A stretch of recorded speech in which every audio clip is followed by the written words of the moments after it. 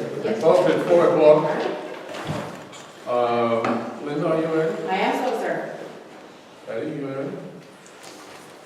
We have a guest here for you. Introduce yourself quickly. Oh, okay.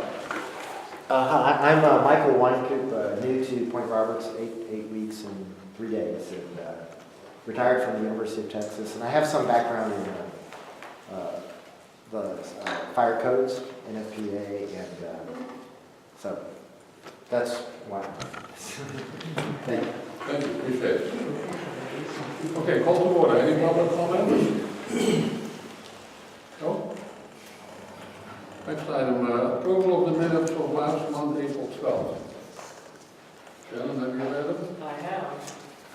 Would you care to make a motion? I make a motion that we approve the minutes from the regular meeting of April 12th, 2017. Good, I'll second that. So all in favor? Aye. Motion passes. Next one, the minutes of the special meeting, April 2-4. I make a motion that we approve the minutes from the special meeting of April 24, 2017. Good, I'll second that. That motion passed. Thanks. Patty, your report. Financial report. We have May warrants that total $18,571.56. The total for payroll is $17,909.24, and that includes chief salary of $4,212.50, and assistant chief shields pay $2,833.34. There were 2 events for the commissioners and secretary last month. The total payout for volunteers, warrants included, is $12,300.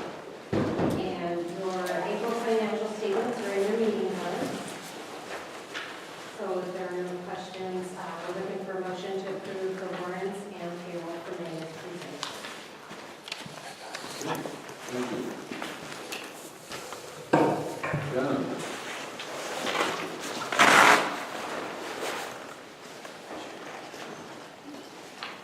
Any questions?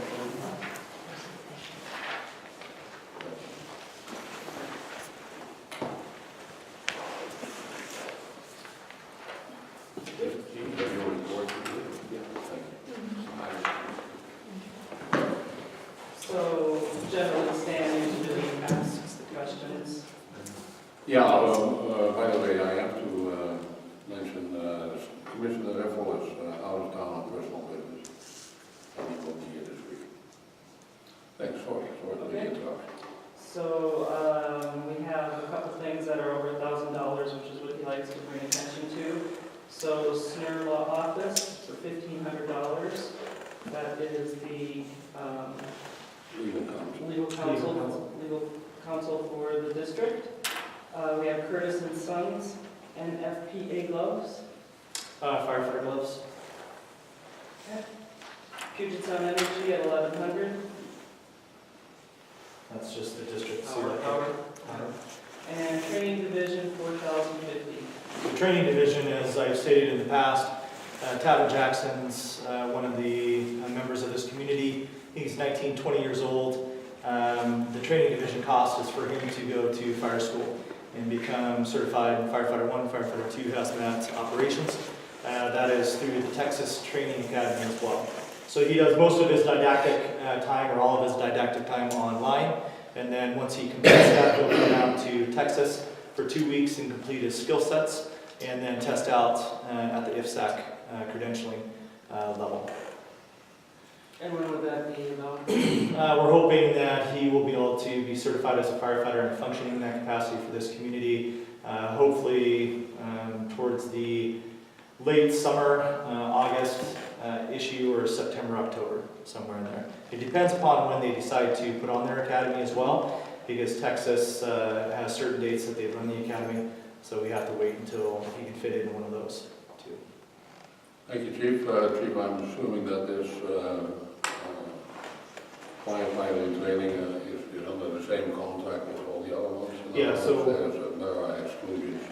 No, that is correct. So anybody that we send to training is under a contract for the benefit of the taxpayers, that the taxpayers are able to acquire what quote-unquote payback for extending taxpayer funds for them to be trained. His contract is good. Once he gets certified and completes all of his training, he'll be under contract for 2 years. And so if he decides to leave training, he will owe back a certain amount of those funds in regard to what's stated in the contract. So it's kind of prorated? It is prorated, so if he's short 6 months, he owes 6 months prorated back to the taxpayers. And this goes for both firefighter training and EMT and advanced EMT training as well. Right. That's important to keep that in mind. We don't want to waste any taxpayers' money as much as we can. Okay, anything else, Shannon? No, I don't have any other questions. Are you ready to make a couple You more? want me to make a motion? Please. Okay, so Stan usually does this. So Patty, do you need 18,000 or what do you need? So you will make a motion for vouchers and for the... Right, I get that. So 18,000 for the warrants and then 17,000 for the payroll? Yeah. Okay, so I make a motion that we approve the May warrants totaling $18,571.56. Thank you. I'll second those two motions. Okay. All in favor? Yes. Motion's passed. Okay.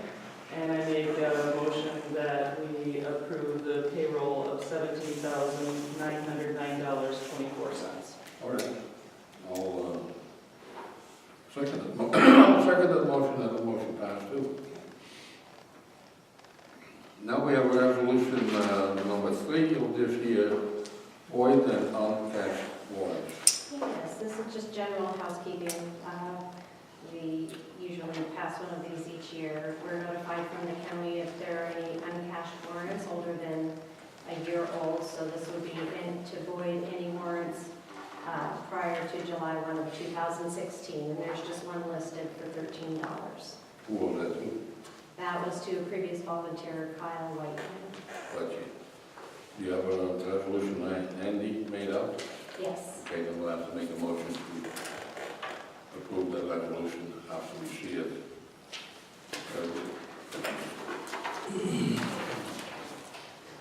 That was, I saw. Do you have one? I saw it. Okay, good. That's standard resolution. Can I have a motion on that? Is there a resolution number? Yeah, number 3. 217, number 3.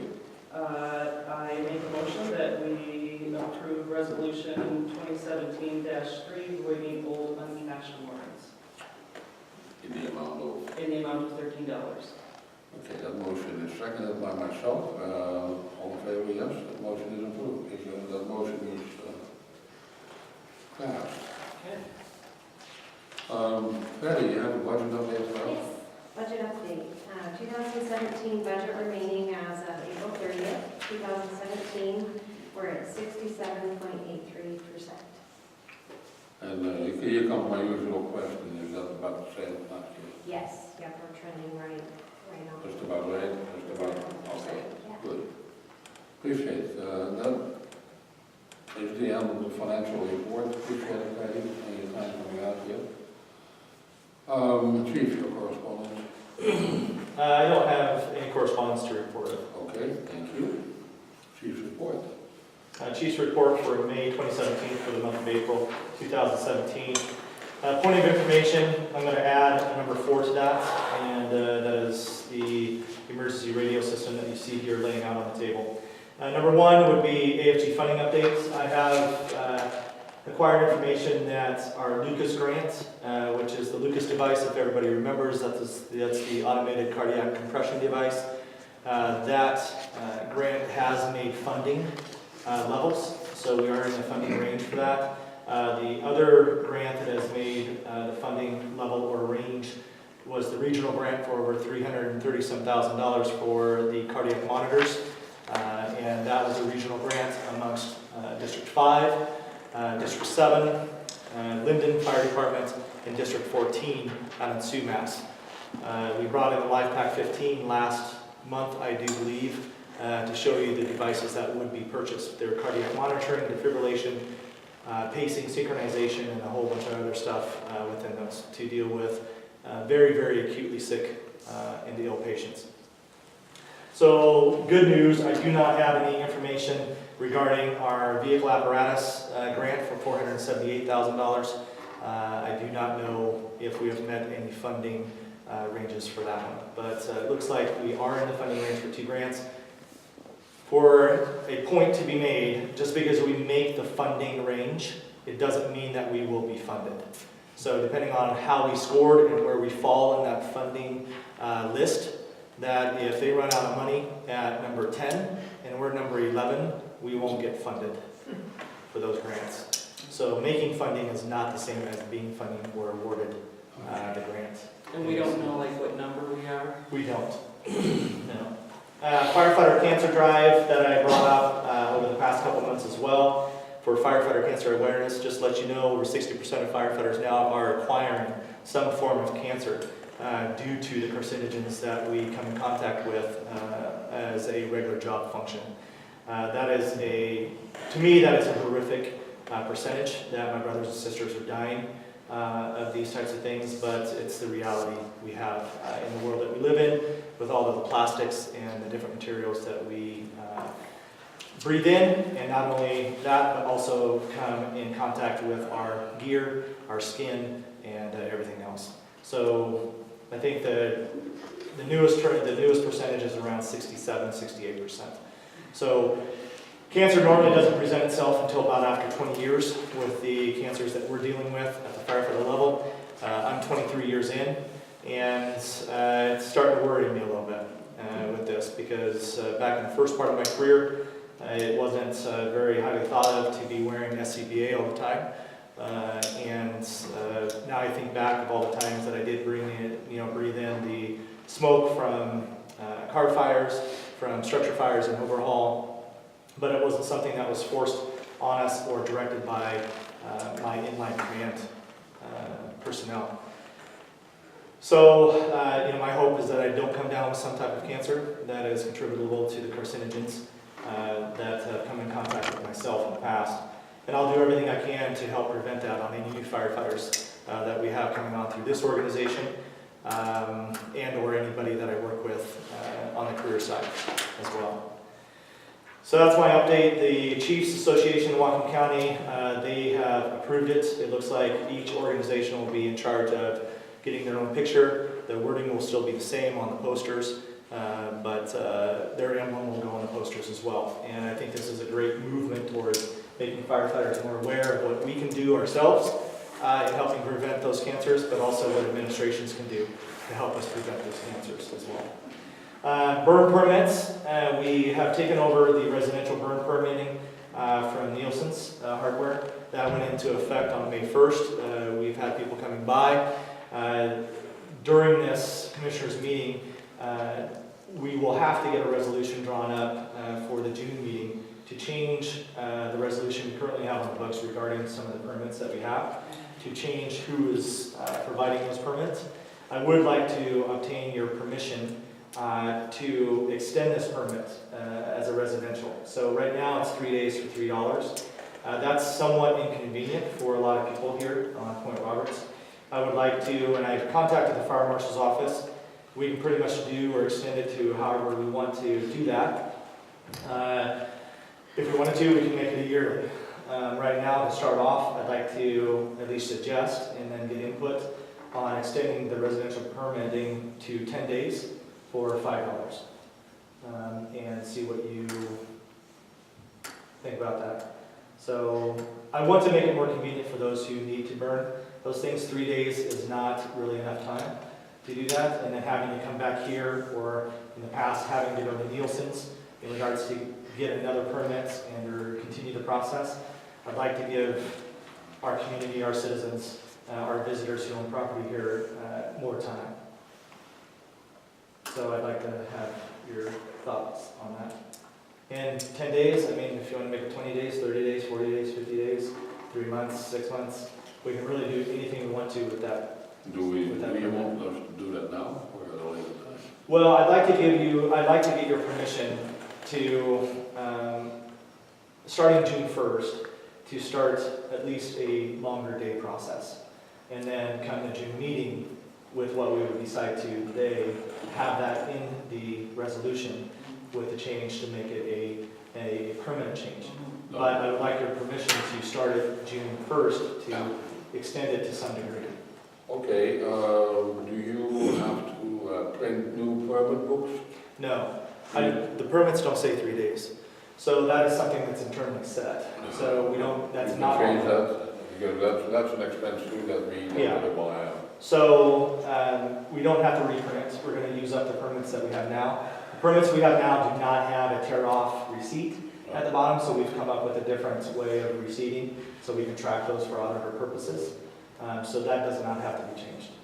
So right now, the permit is, when it's handed out, they write the dates on it. is We have how dates it on it, currently yeah. is, so we can just write longer period. That's And correct. the dollar amount, is that printed on these old permits? It's not, no. No? Okay. That's within our resolution, Okay, but it's not printed on the. okay, since you're asking for our input now, I'll start with it, I'll say $5 for 5 days. Okay. That's just a quick response for me. So my concern is if we go long, like some of the people who have the permits for the year-long thing, think that if there's a burn ban on, it doesn't apply to them.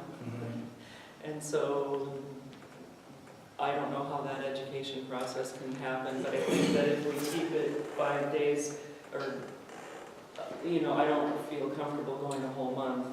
Sure.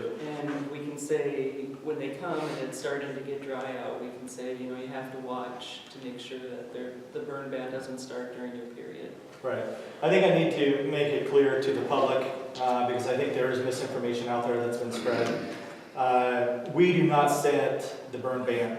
We as a district have the authority to put in a burn ban specifically for our district outside of what Whatcom County is doing for the entire county.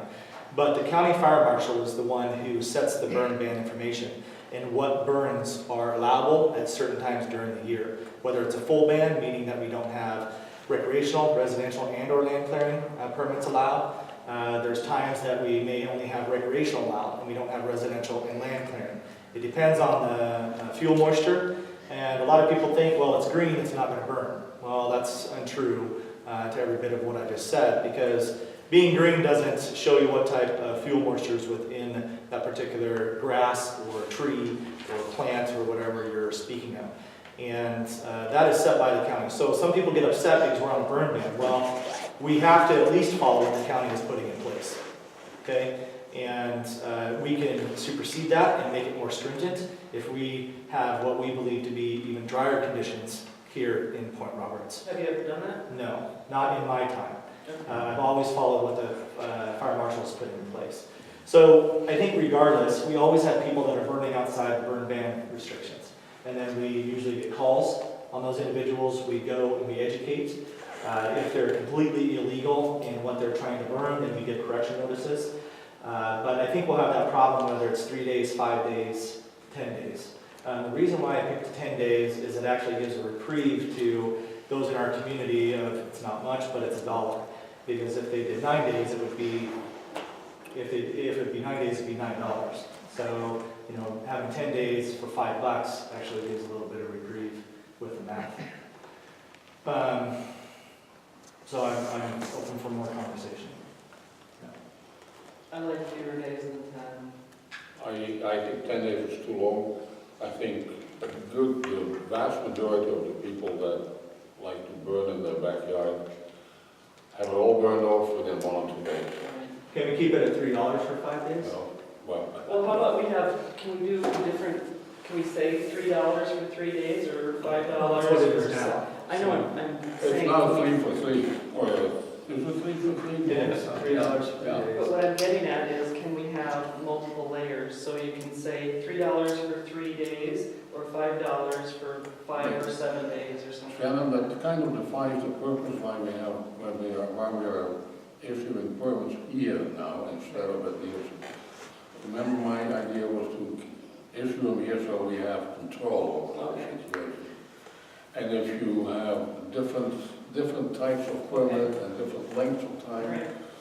It's hard to keep track. And the same if you do it for 10 days. 10 days is a long time, I mean, to keep track of one particular permit. Okay, If you need to keep track of it, that is. right. Educating, I mean, the way we're doing it now is great, probably, you already know my feeling about that. You keep the whole thing under control here. Within your members, they should know the rules much better than the people at rules, Yeah, if they know them at all. And you can continue your education here. yes, that's all we correct. can do. Yes. And are we doing that when they come to get Yes, permits? so everybody gets educated to the best of the person educating, Yep. right? And they make sure what they are allowed to burn, what they cannot burn, how big the pile needs to be, having a rake, water source on site, all of those things are explained. When I've been in the office, 100% of the people that have come in have had that explained to them. And do we have that on the permit, or is there an extra sheet? The permit does have information on what's allowable to be burned, how big it can be, and also what's necessary for that site. Okay. I say 5 to 7 days. That's why. I'd like to give a cost reprieve, a little cost reprieve, because we're not trying to necessarily make, money off this, that's not the point. It's to get back our cost of printing those permits. Printing isn't cheap, it's a lot of money too. I'll go in the middle here, $5 for 4 days. That's too few days. 2 days? Yeah, I Yeah. still think we need like 5, I like 5 or 7 days. All right, 10 is too many. 10 is too many. $5 for 7 days. Yeah. $5 for, I'm just, right now it'd be $6 for 6 days, so $5 we give a reprieve to the taxpayer, but we still are able to make back what the cost of the printing is. okay. Or do you like 5 days? I like 5 days, but I'll go with, I'll go 5 days. Well, the one thing with 7 days is that it gives them like Sunday to most people do it Saturday. in a day or two. I know, but if the wind picks up and you have to put it out. Yeah. I mean, they still have to put it out at dust anyways. Yeah, the residential burns have to be put out at dusk when it gets dark. They cannot burn throughout the night. Okay. That's where we see a lot of illegal happenings going on. 2 o'clock in the morning, I start smelling smoke, and, then, my wife hits me, and then I get up and I go down our block and, see who's burning at 2 o'clock in the morning. We do, as I've expressed in the past, have a lot of people burn illegally here. They burn diesel fuel, they burn heating oil, they burn trash. A lot of that is done. So we do our best to protect this community. Can I say something? Sure. Being new, pardon me if I'm off the mark, but what people are buying is basically, they're not gonna, if you give them a 7-day permit instead of a 3-day, they're not gonna burn for 7 days. They're gonna burn what they have to burn. It's just giving them the window of opportunity. It gives them some flexibility within that.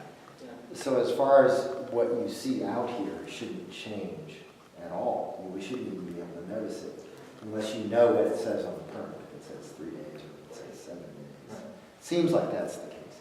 And that's what I'm trying to allow, is that if it rains 2 of the 3, they're not going to be able to burn right. And I want that to where they don't have to try to make it back here. We have to have somebody staffing from 12 to 3, specifically for that purpose, that they're able to extend a few more days. Well, of course, staffing, I mean, we're over more than Nielsen is over, especially on weekends someday. Okay, I'll change my mind again. $5 for a week.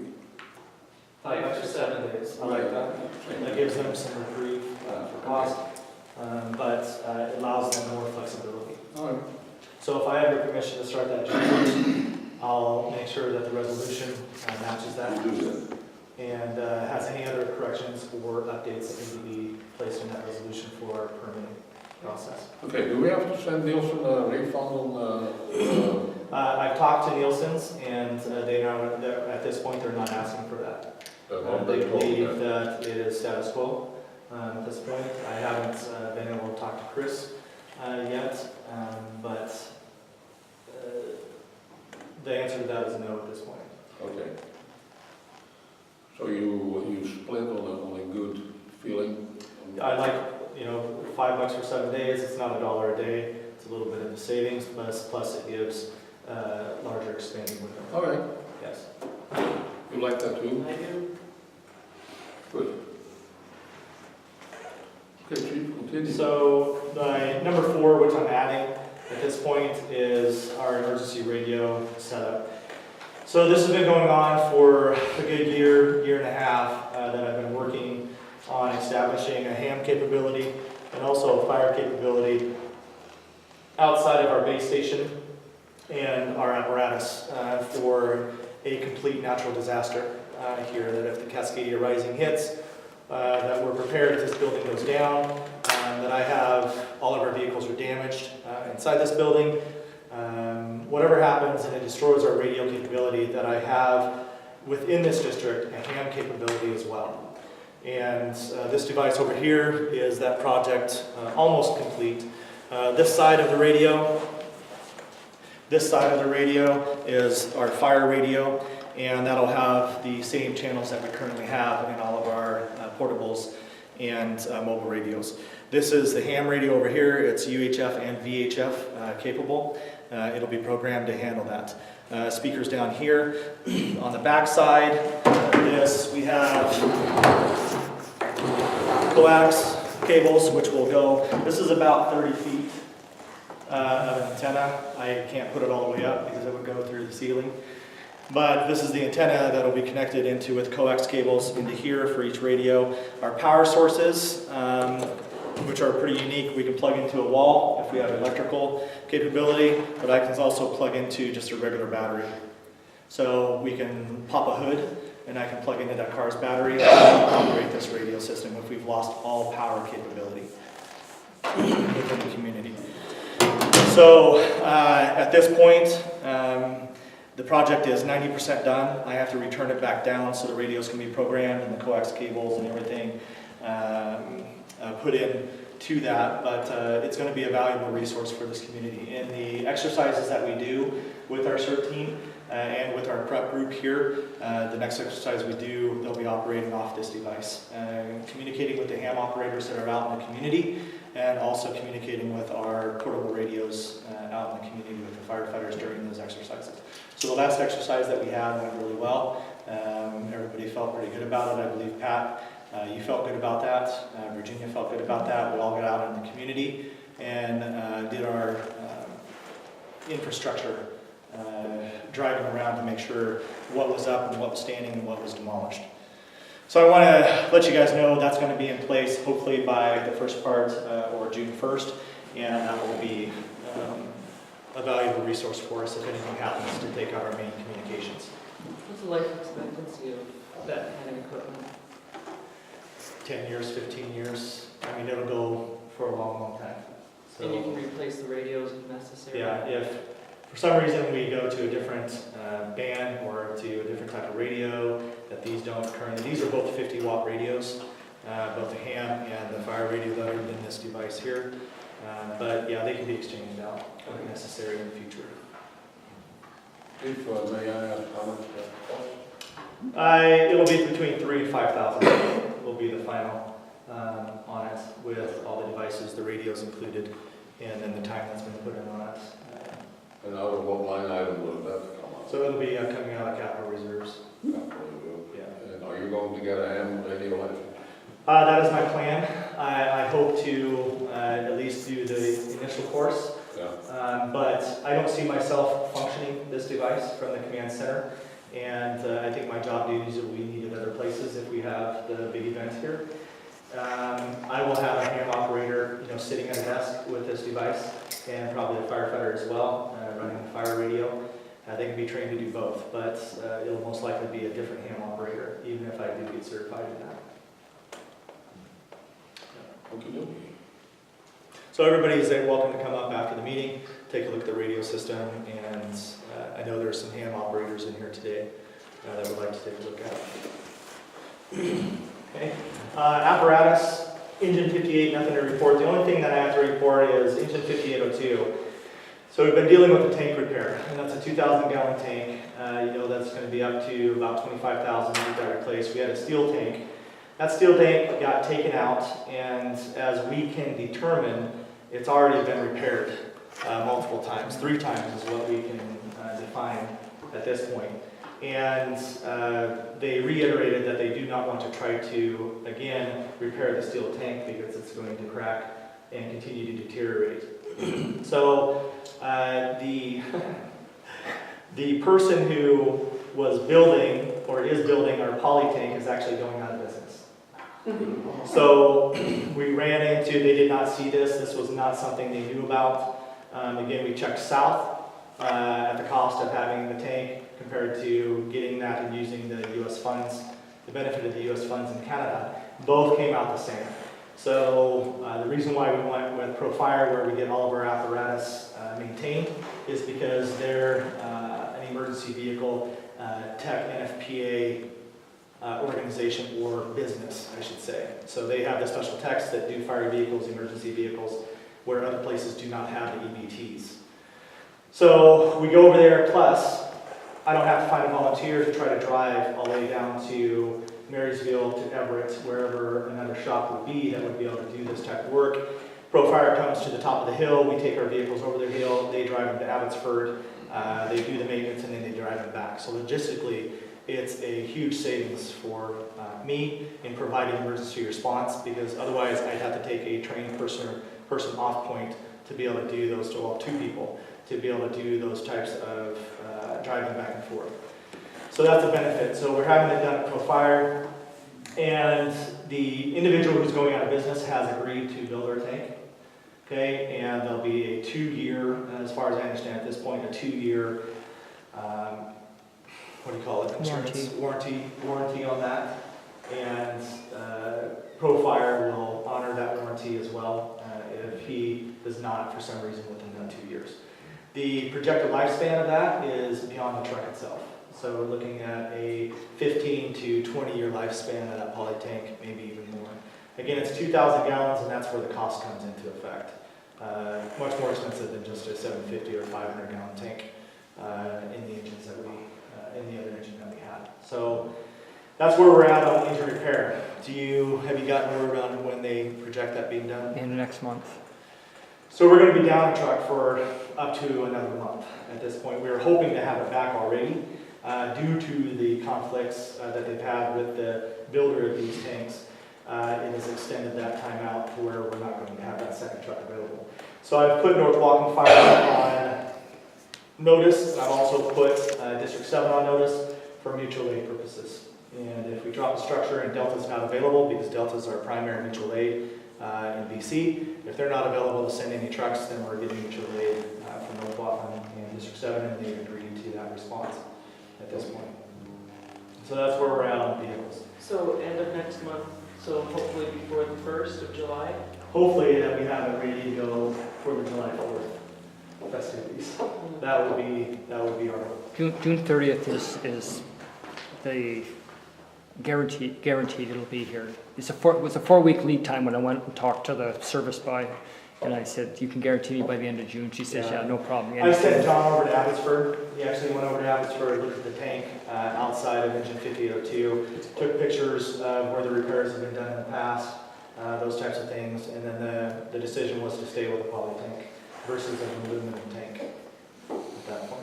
Chief, is that tank builder, that poly tank builder, that a subcontractor of ProFire? It is. Yeah, it's not part of, he's not directly involved with ProFire. He's been building their tanks for 30 years. Okay. So he knows what he's doing, he's not. You start seeing kind of red flags when somebody goes bankrupt or out of business. No. Well, I think he's just quitting.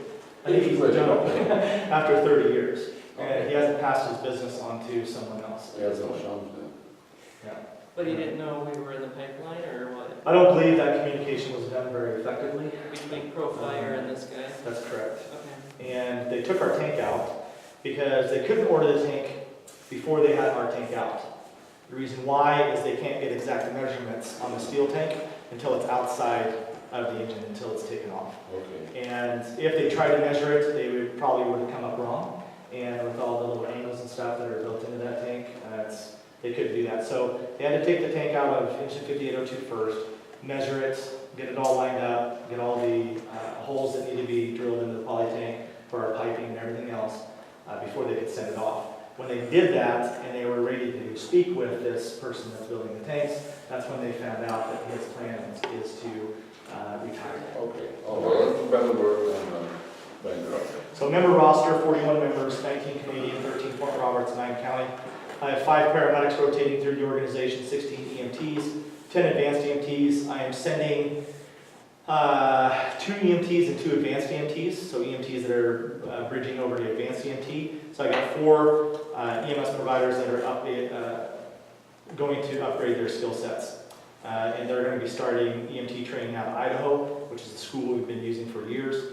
And it's a national accredited school, online for purposes of logistics for as well. They'll be starting that within the next week, 2 weeks. And by the end of the summer, early winter, they'll be certified at higher levels. 3 ambassadors on staff. Of the 41 members, we have 33 certified firefighters. Volunteer hours for the month of April, 2,201. Volunteer payroll, and all we're getting paid, 13,131. Combined chief hours, I worked 177.5 hours. Assistant Chief Shields worked 125, for a total of 302.5 hours. We had 22 calls in the month of April. We had 9 EMS calls. We transported 5 patients to the hospital. We had 2 no transports, and North Whatcom had 2 transports that we rendezvoused at Checkpoint Bravo. We had 6 public service calls. We had 1 law enforcement agency assist, and then we had 10 fire classifications. We had 1 illegal burn, 1 permitted burn. We had 2 false alarms. We had 1 power line issue. We had 1 boat fire, and actually a yard. And that completes my chief's report for the month of April. For me. Good. Any questions, Sam? Good.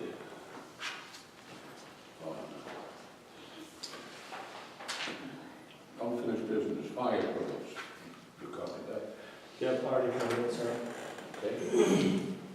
Town hall meeting tomorrow, 7 p.m. 7 p.m. Is there any adjustment we need to make, any change? until when?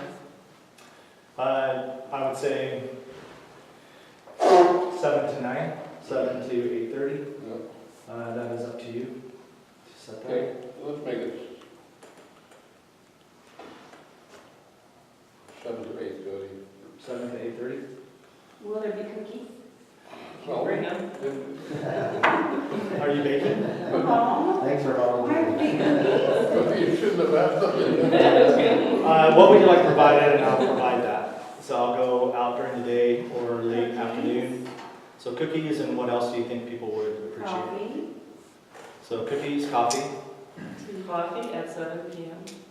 Well, We're gonna jolt them, keep them awake all night. Keep them awake. So I mean, cookies. we only had 1 visitor at our last town hall meeting, and he We came had for the 2. coffee. We Okay, had 2. one of them was 4-legged, and he didn't want either the cookie I or the think he coffee. would eat the cookie if you'd given it to them, because I think they eat everything. No? Right on. Oh, no, wasn't a dog. Yeah, it was a mouse. No, wasn't There's a a dog. mouse. You said 4 legs, I thought. Okay, so it should be a roaring party tomorrow night then? Very good. 7 to 8:30 town hall meeting tomorrow. Okay. Evening. All are welcome. Thanks for offering all the food, Linda, you're always doing that very nice. Well, And that's I'll talk to you about what we want to provide. Yeah. Okay. Thanks, Shannon, you too.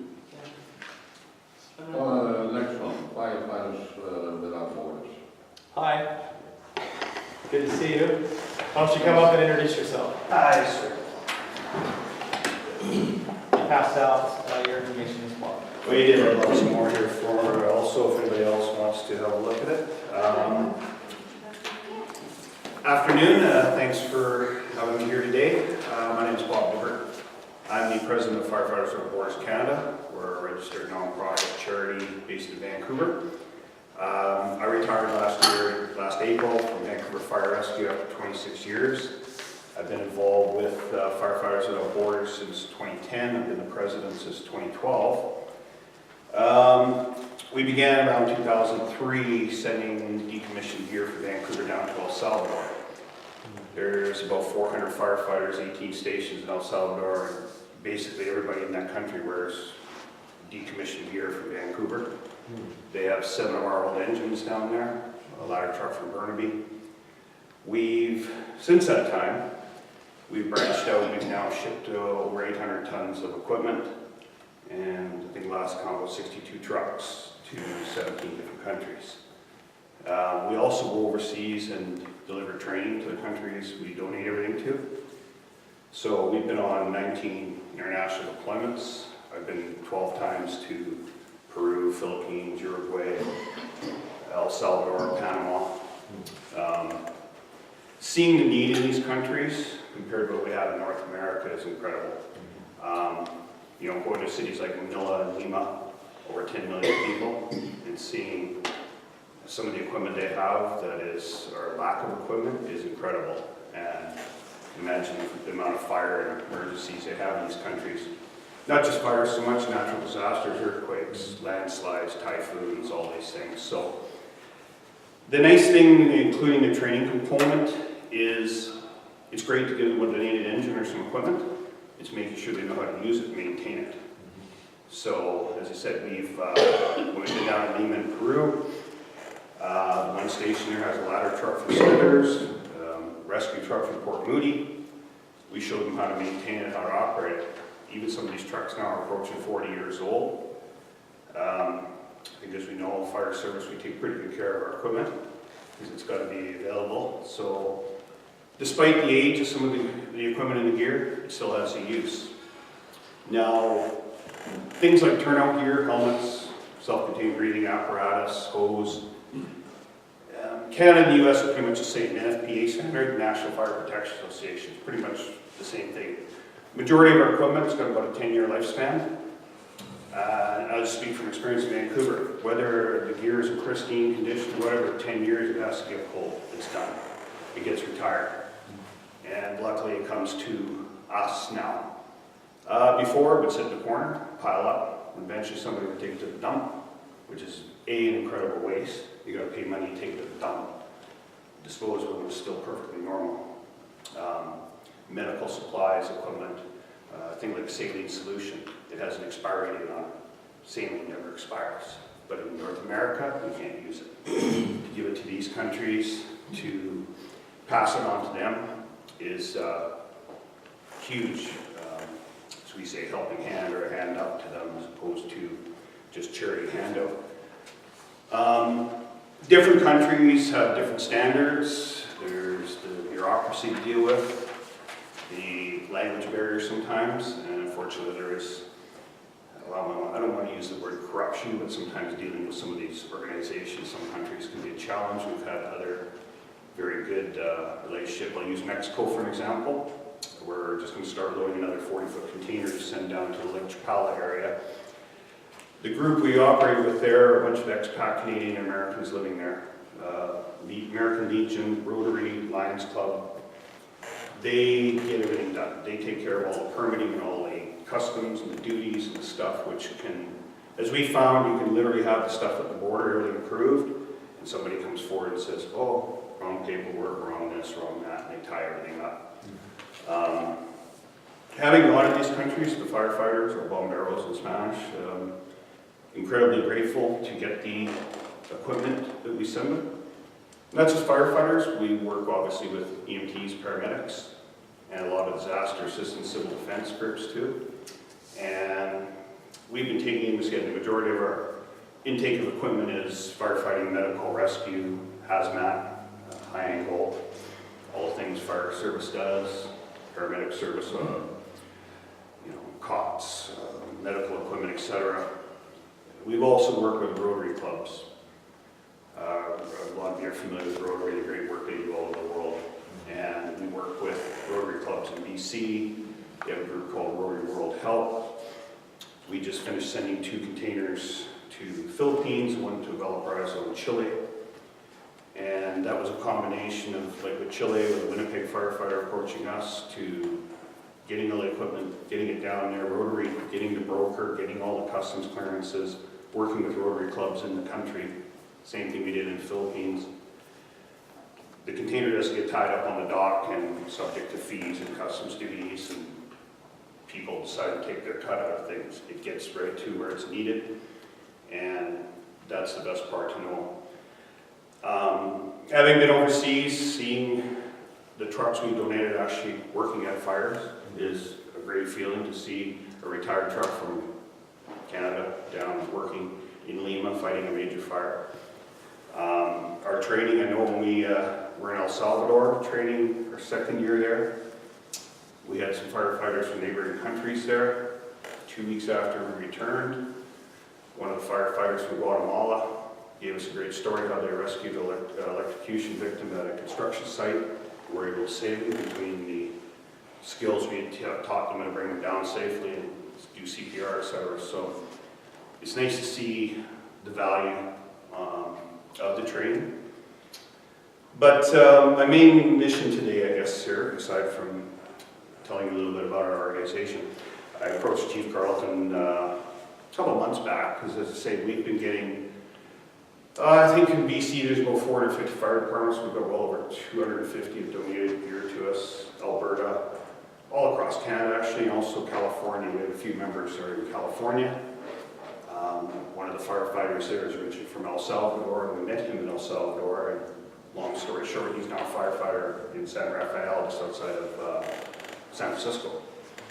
He just secured a large donation of CBAs for us from the department down there, a bunch of medical equipment. But after collecting gear all over Canada, and predominantly Western Canada, and I come down here to get gas like anybody else who lived in North Delta, lived in Richmond all my life. Thought I'd drop by one day, so I wonder what they do with all their decommissioned gear in quite progress. So got the process started to discuss with the, as I mentioned, turnout gear, helmets, boots, the SCBAs, etc. Once it reaches that point, it gets pulled off the trucks, gets stuck in the basement or put in the corner and collects dust until a new chief comes along or somebody else makes a decision one day to get rid of it. And you say, I think it's a bit of a shame to take what's perfectly usable just because it doesn't meet North American standard. It's nice to see it used overseas, repatriated. In the majority of cases, literally this stuff is pulled off the truck today, and within a couple months, it's overseas in service in another country. So we're not giving them grossly outdated stuff that they can't maintain or use. There's no point in sending something that they can't use. And as I said, we back it up with the training and finding out if they can maintain. Donating a truck to a town, we've had, we want a fire truck, they go, great. When you find out they have no municipal water system or no hydrants, there's no use sending them a city engine with a 300-gallon tank on it.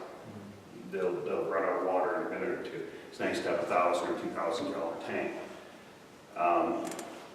North American-sized truck in a lot of places like in Manila, you'd be lucky to get a Volkswagen down some of the streets there, let alone even the Japanese fire trucks they have there. It's a challenge to maneuver around. So it's finding the right fit. Generally, when we go to country, we do assessments. We go to the fire stations, we talk to the commanders, we talk to the firefighters, the medics, everybody, find out what's needed and what's realistic. Be honest, in some of the countries, if you ask them what they want, they'll ask for everything.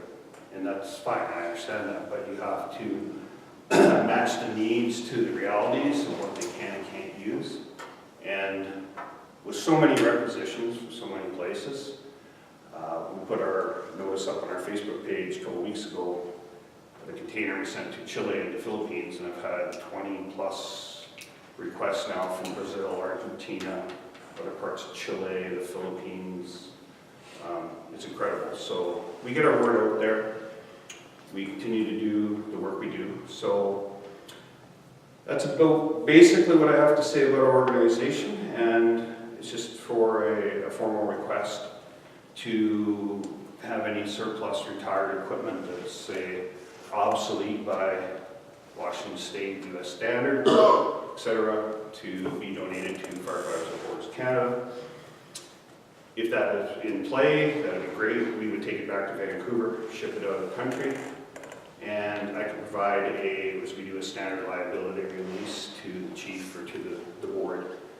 Basically absolves, transfers the ownership to our group, absolves any potential liability.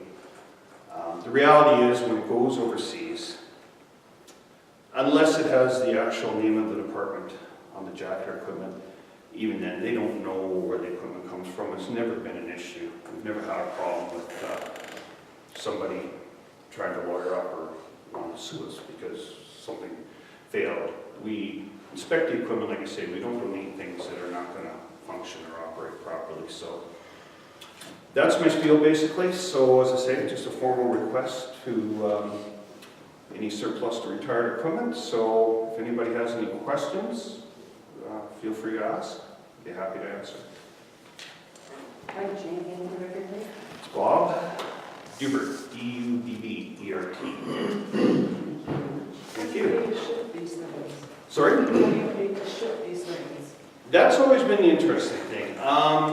We've done fundraising. We've had limited success with that.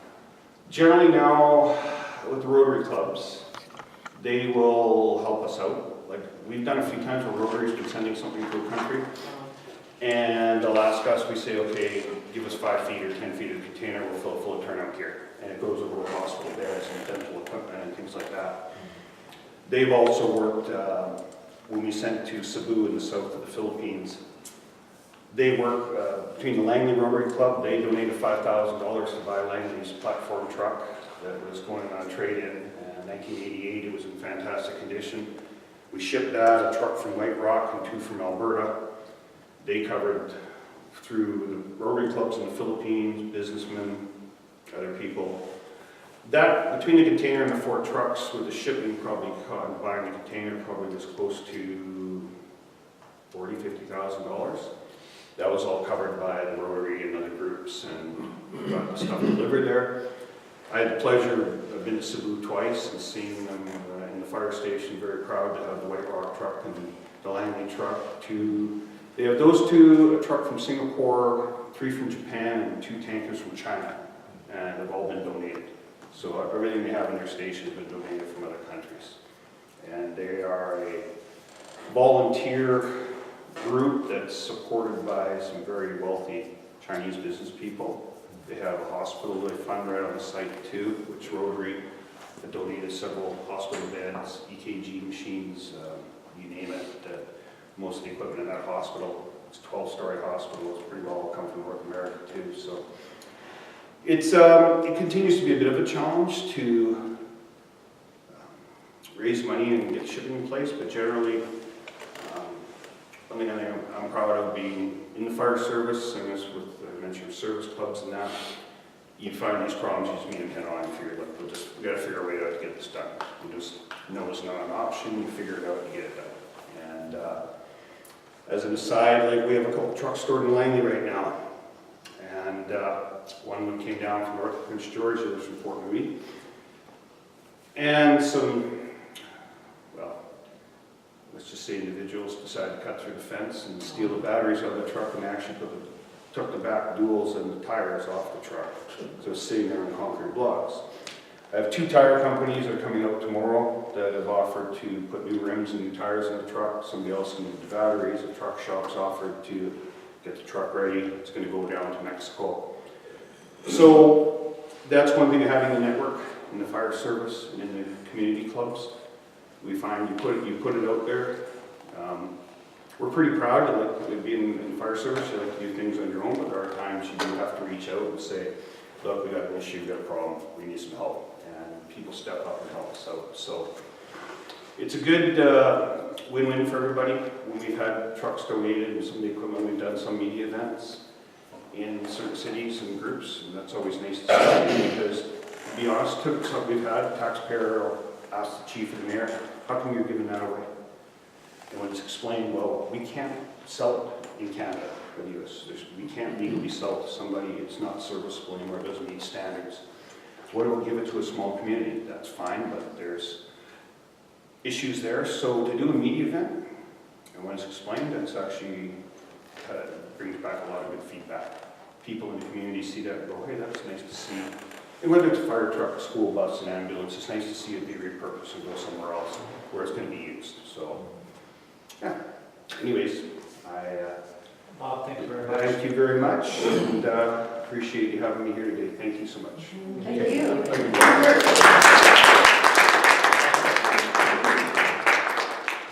So to add to meetings.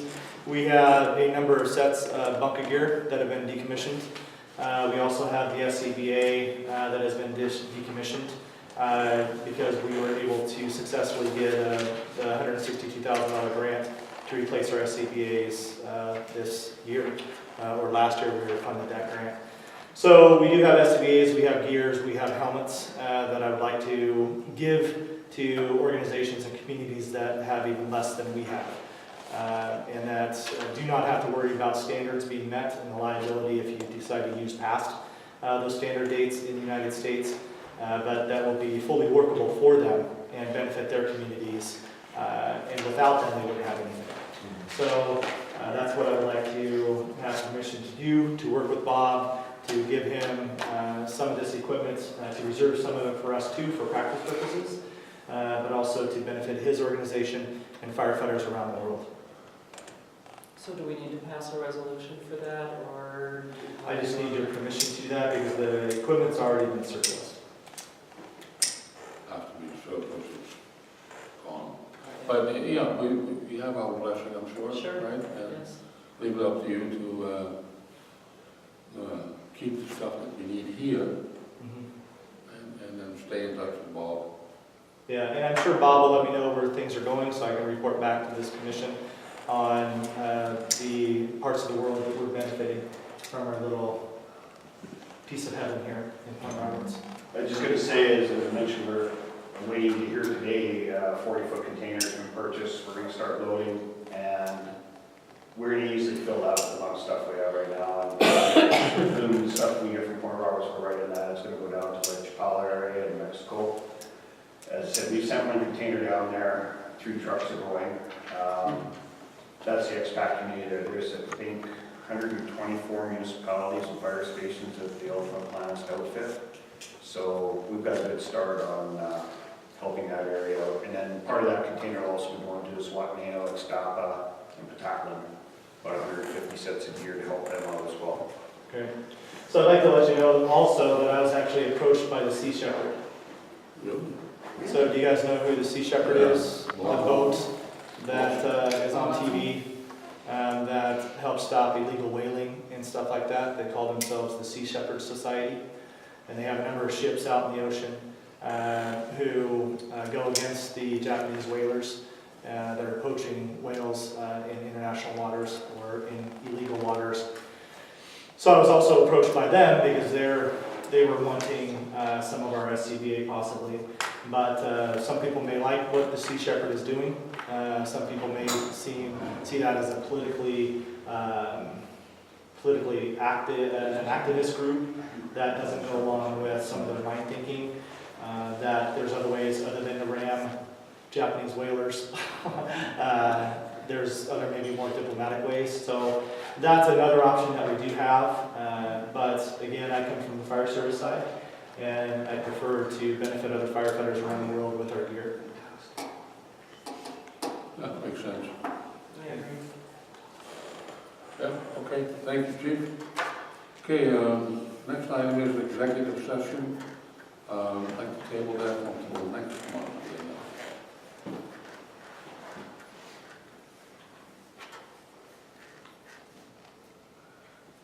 And if there's no more business, then I'm asking for adjournment. You want to make a motion for adjournment? Good, I'll second that, and that's passed. Thank you. Thanks everybody for coming. Being here.